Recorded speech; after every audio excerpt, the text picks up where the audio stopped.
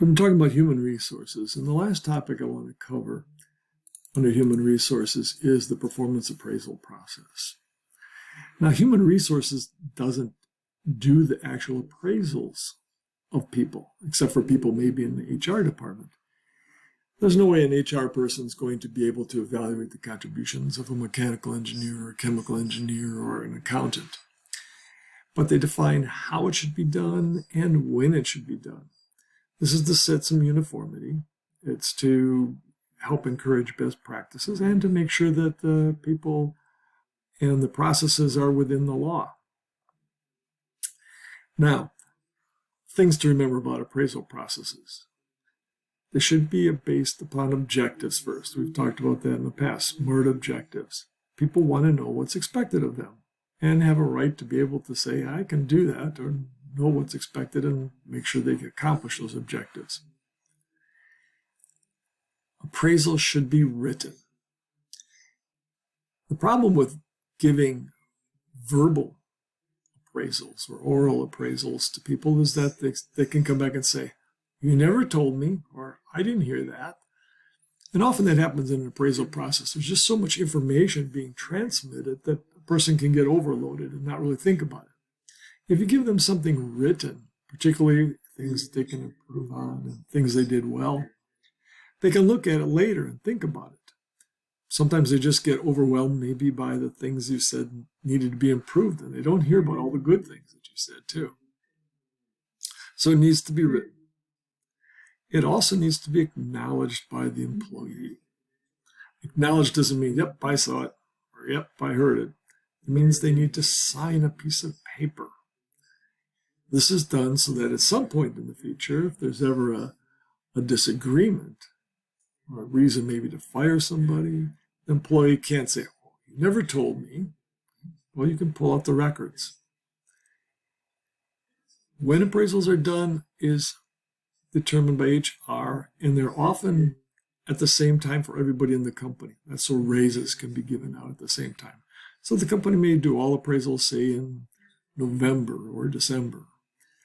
Or a company may do it sometimes on your service anniversary, the anniversary of the date you hired. Each company decides it on its own. This is from the book. It's nice. Now, there's a new type of appraisal process that's gaining a lot of attention and a lot of interest, and it's called the 360-degree review. The idea is that if I'm reviewing somebody, there's a lot of people that should have input on how that employee did. If you're a manager, how did the people that work for the manager work? How did they think that manager did? How about the peers of that manager? They have to interact. They might rely on that manager for something. And obviously, the manager of the manager is going to have some view of how that person met their objectives.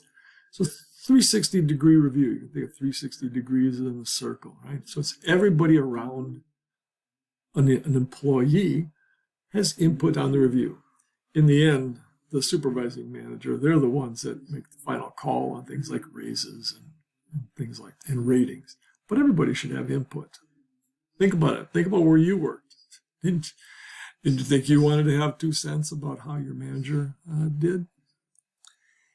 Now, the thing to know is, in cases like that, it could be problematic if people find out. So 360-degree reviews need to be private and confidential.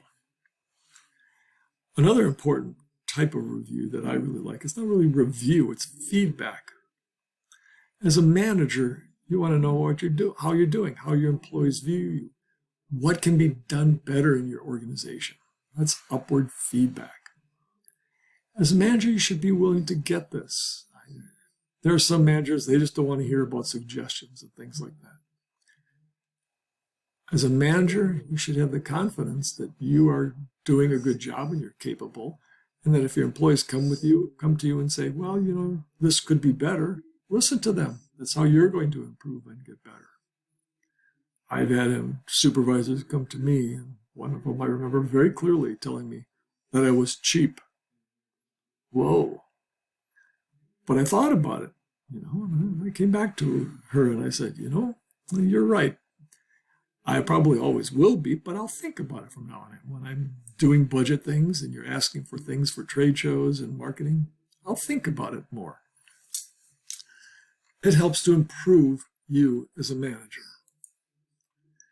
Now, at some point, unfortunately, it may come to the point where you have to terminate an employee.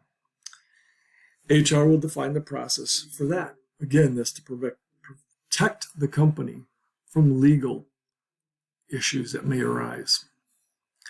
Typically, you have to have written performance reviews that indicate that the person did do well. And there's other processes that they may come across and define. Employment at will is an important term to know. By the way, I hope you realize that all these things that are in blue, those are important terms to know. Employment at will is a legal term. It means the company can fire you anytime they like, and you can quit anytime you like. You're employed at your will. Now, there's legal things around that, right? They can't fire you because of your race, your age, and things like that. But if you're not doing the job, you may be fired, and you can leave at your will.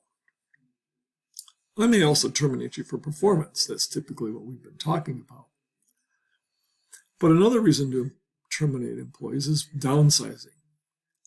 If the business is going through a business cycle where it just cannot sustain itself, profits are down, it can't pay its employees, it will downsize. In this case, the process is probably very different because I don't have to worry about as many legal protections. It's not a matter of you not performing. It's a matter of the job goes away. And if the job goes away, then the person can go away. So that's gets into the employment at will. If I'm getting rid of this job, then the employee can go with it. Now, I can't downsize and say, well, I'm getting rid of this cost accountant. You got to go. This cost accounting position, you got to go. And then next week I say, oh, I need a cost accountant. I'm going to hire somebody. That's clearly not what the law is intended to do. And HR will make sure that that doesn't happen. All right, covered a lot on HR. There are whole courses and whole programs in HR if you're interested.